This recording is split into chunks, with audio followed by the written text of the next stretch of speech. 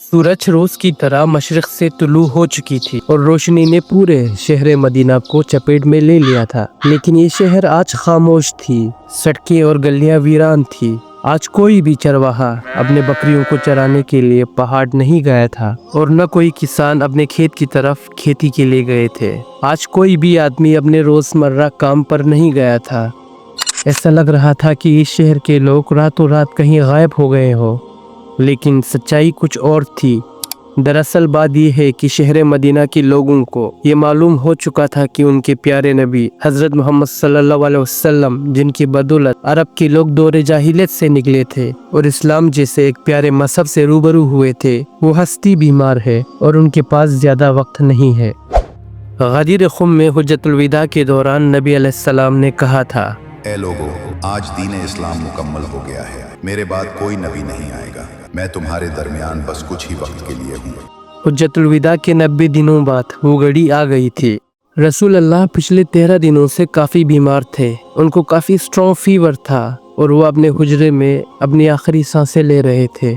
अपने नबी की आखिरी ज़ियारत करने के लिए सारे मदीना के लोग हज़रत मोहम्मद के घर के पास जमा हुए। लोगों की आंखों में आंसू और लबों पर बस एक ही दुआ थी कि अल्लाह प्यारे नबी को सेहत दे। उस भीड़ में कुछ बड़े सहाबा भी थे, जैसे हज़रत अबू बकर और हज़रत उमर, जो उस भीड़ को कंट्रोल कर रहे थे। हुजरे के अंदर हज़रत मोहम्मद एक बिस्तर पर लेटे थे। उनके चारों ओर इमाम अली अलैहिस्सलाम, हज़रत फातिमा अलैहिस्सलाम और उनके अहले बैत थे और कुछ और सहाबा लोग भी उसी कमरे में थे।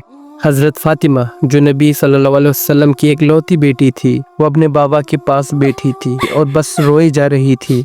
अपनी प्यारी बेटी को रोते हुए देखकर रसूलुल्लाह के भी आंसू आ रहे थे, क्योंकि रसूलुल्लाह अगर किसी से सबसे ज्यादा मोहब्बत करते थे तो उनकी प्यारी बेटी हज़रत फातिमा थी। ऐसा कोई दिन नहीं था जिस दिन रसूलुल्लाह ने अपने बेटी को सलाम ना किया हो। जब भी रसूलुल्लाह किसी जगह से मदीना वापस आते, सबसे पहले वो हज़रत फातिमा से मिलते। जब हज़रत फातिमा की रोने की आवाज़ कम नहीं हुई, तब रसूलुल्लाह ने अपने बेटी को पास बुलाया और बीबी के कानों में कुछ कहने लगे, जिसे सुन के हज़रत फातिमा की रोने की इंटेंसिटी और ज़्यादा बढ़ गई। लेकिन इसके बाद कुछ अजीब हुआ। हज़रत फातिमा के चेहरे पे एक खुशी और आंखों में एक चमक नजर आई। पास में जो लोग बैठे थे वो हज़रत फातिमा की इस डुअल रिएक्शन को समझ नहीं पाए और कंफ्यूज हो गए। उस वक्त तो बीबी ने ये राज किसी को नहीं बताई, लेकिन बाद में हमें पता चलता है कि नबी पाक ने हज़रत फातिमा के कानों में क्या कहा था। पहले नबी ने फरमाया, ए फातिमा, मौत अब मेरे करीब है। मैं बस कुछ ही लम्हों का मेहमान हूँ।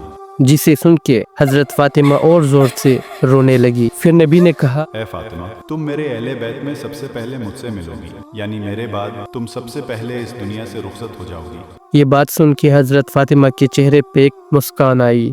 हज़रत मोहम्मद का सर मुबारक इमाम अली अलैहिस्सलाम के बाहों में था। इमाम अली भी बहुत रो रहे थे। आज वो अपने भाई, जिससे वो सबसे ज्यादा चाहते थे, जिसके घर में वो परवान चढ़ा था, उस भाई से बिछड़ने वाले थे।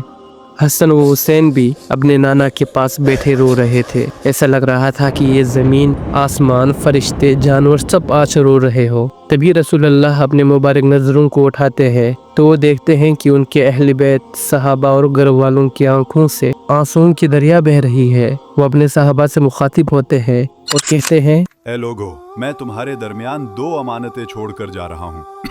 एक है कुरान और दूसरी है मेरे अहले बैत। अगर तुम इन दोनों को मजबूती से थामे रखोगे तो कभी भी गुमराही का शिकार नहीं होगे। हज़रत मोहम्मद सल्लल्लाहु अलैहि वसल्लम की तबीयत अब और तेजी से गिर रहे थे। उनका जिस्म अब ठंडा हो रहा था, लेकिन इसके बावजूद उनके लबों पर कुरान पाक की तिलावत जारी थी। 8 जून 632 ईस्वी यानी 28 सफ़र के दोपहर को रसूलुल्लाह अपनी आखिरी सांस लेते हैं। वक्त रुक सा गया था। हर जगह एक खामोशी थी, जिसके सदक़े में ये कायनात बनी थी। आज वो हस्ती नहीं रहे। एक रिवायत में है कि रसूलुल्लाह ने अपने आखिरी वक्त में ये भी कहा था कि जब मैं इस दुनिया से चला जाऊं, तब तुम सब लोग कुछ देर के लिए मेरे कमरे से बाहर चले जाना। यहाँ कोई भी मत रुकना, क्योंकि सबसे पहले जिब्राइल मेरे नमाज जनाजा पढ़ने आएंगे, फिर मिकाईल आएंगे, फिर इसराफील और आखिर में इसराइल नमाज जनाजा पढ़ने आएंगे। इमाम अली अलैहिस्सलाम और कुछ सहाबा ने हज़रत मोहम्मद को गुस्ल व कफन दिए और इमाम अली ने नबी करीम की नमाज जनाजा पढ़ाई। जब हज़रत मोहम्मद सल्लल्लाहु अलैहि वसल्लम की वफ़ात की खबर मदीने पहुंची तो सहाबा कराम में गम और गुस्सा की लहर दौड़ गई। حضرت عمر ابن خطاب نے انکار کیا کہ نبی صلی اللہ علیہ وسلم کا انتقال ہو چکا ہے اور فرمایا کہ وہ واپس آئیں گے جیسے موسیٰ واپس آئے تھے۔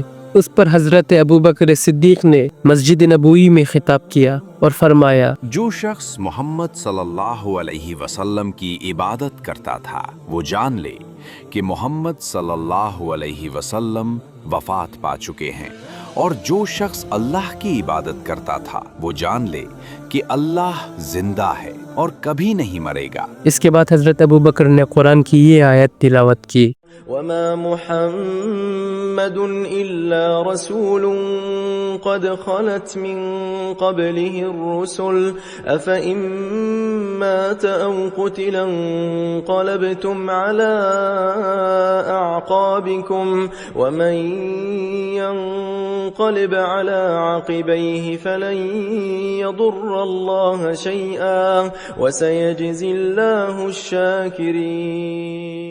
آپ کو یہ ویڈیو کیسا لگا کمنٹ میں ضرور بتائیے، اور ہاں ویڈیو کو شیئر اور لائک ضرور کیجیے۔ خدا حافظ۔